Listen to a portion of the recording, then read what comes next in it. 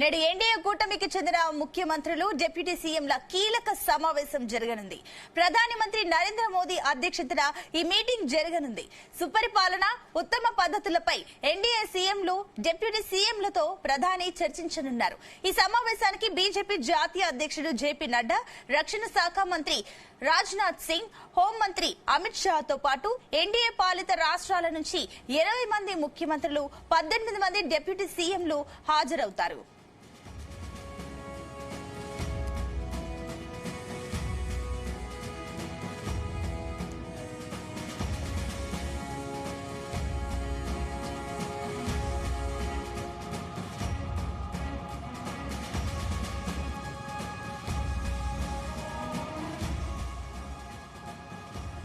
ఈ రోజు జరిగే ఎన్డీఏ కూటమి సమావేశంలో 2 తీర్మానాలకు ఆమోదం తెలిపే ఛాన్స్ ఉంది. ఆపరేషన్ సింధూర్ విజయవంతం అయినందుకు భారత రక్షణ దళాలు ప్రధానమంత్రి మోదీని అభినందించనున్నారు. అలాగే జనాభా లెక్కింపులో కుల గణన నిర్వహించాలనే కేంద్ర ప్రభుత్వం తీసుకున్న నిర్ణయాన్ని ఎన్డీఏ పాలిత సీఎంలు అభినందనలు తెలుపనున్నారు. ఈ సమావేశంలో ఎన్డీఏ రాష్ట్ర ప్రభుత్వాల ఉత్తమ పద్ధతులపై కూడా ప్రధానంగా చర్చ జరగనుంది. ఎన్డీఏ ప్రభుత్వ తొలి వార్షికోత్సవం, అంతర్జాతీయ యోగా దినోత్సవం, దశాబ్దం పూర్తి, అత్యవసర పరిస్థితి విధించి 50 ఏళ్లు పూర్తయిన 50వ లోక్ తంత్ర హత్య దివాస్ లాంటి కార్యక్రమాలపై చర్చ జరగనుంది. దీనికి సంబంధించి మరిన్ని డీటెయిల్స్ మా కరెస్పాండెంట్ నాగేశ్వరరావు అందిస్తారు. నాగేశ్వరరావు, ఈ రోజు అటు ప్రధాని అధ్యక్షతన కార్యక్రమంలో భాగంగా అటు సీఎంలు, అదేవిధంగా ఉప ముఖ్యమంత్రులు కూడా పార్టిసిపేట్ చేయనున్నట్టు తెలుస్తుంది. ఏంటి సమావేశంలో ఎలాంటి అంశాలు చర్చించనున్నారు? Sunitha, good morning. ఆంధ్రప్రదేశ్ రాష్ట్ర సీఎం, డిప్యూటీ సీఎం తో పాటు దేశవ్యాప్తంగా ఉన్న ఆ సీఎంల, డిప్యూటీ సీఎంలతో ప్రధాని నరేంద్ర మోడీ, అలాగే బీజేపీలోని కీలక అధికారాలు ఉన్న వ్యక్తులు నేడు సమావేశం కానున్నారు. ఈ సమావేశానికి సంబంధించి ఇప్పటికే పూర్తి ఏర్పాట్లు చేసిన పరిస్థితి అయితే ఉంది.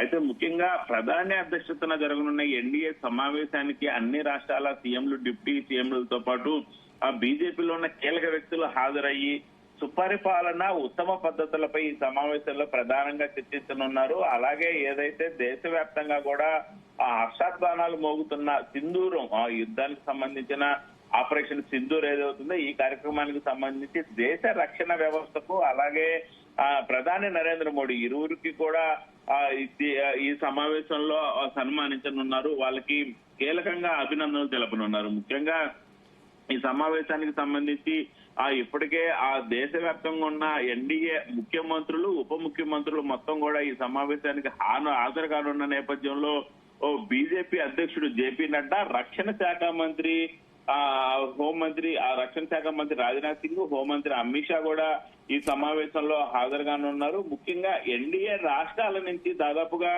20 మంది ముఖ్యమంత్రులు, 18 మంది ఉప ముఖ్యమంత్రులు కూడా ఈ కార్యక్రమానికి హాజరవుతున్న పరిస్థితి అయితే ఉంది.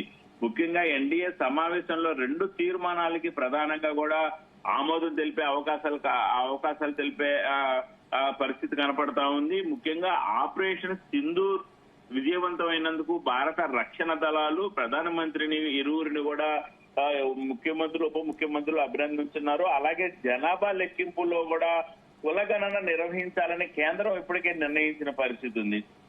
ముఖ్యంగా గత దశాబ్దాల కాలం నుంచి కూడా దాదాపు ఏదైతే ఆంధ్రప్రదేశ్ దేశవ్యాప్తంగా కూడా మనకి చూసుకుంటే స్వాతంత్రం వచ్చిన తర్వాత కుల గణన ఆ లెక్కింపు కార్యక్రమం నిర్వహించాలని చూస్తా ఉన్నారు. ఎవరు కూడా నిర్వహించిన పరిస్థితి ఉంది. ఈ నేపథ్యంలోనే ప్రధానంగా కూడా ఆ కేంద్రం ఒక కీలకమైన నిర్ణయం తీసుకుంది. కుల గణన నిర్వహించాలనే కేంద్ర నిర్ణయాన్ని కూడా ఎన్డీఏ మంత్రులు, ముఖ్యమంత్రులు కూడా అభినందిస్తున్న పరిస్థితి ఉంది. ఈ సమావేశంలో ఎన్డీఏ రాష్ట్ర ప్రభుత్వాల ఉత్తమ పద్ధతులపై కూడా ప్రధానంగా చర్చ జరగనుంది. అలాగే ఎన్డీఏ ప్రభుత్వం అధికారంలోకి వచ్చి ఎన్డీఏ ప్రభుత్వం 3వ దఫా ప్రభుత్వాన్ని ఏర్పాటు చేసి సంవత్సర కాలం పూర్తవుతున్న నేపథ్యంలో ఈ సంవత్సర కాలం పూర్తయిన అనంతరం కూడా ఈ తొలి వార్షికోత్సవం కూడా రేపు అంటే నేడు జరుపుకున్నట్లు కూడా మనకు అర్థమవుతుంది. అలాగే అంతర్జాతీయ యోగా దినోత్సవం దశాబ్ద కాలం పూర్తి చేసుకున్న నేపథ్యంలో గతంలో ఏదైతే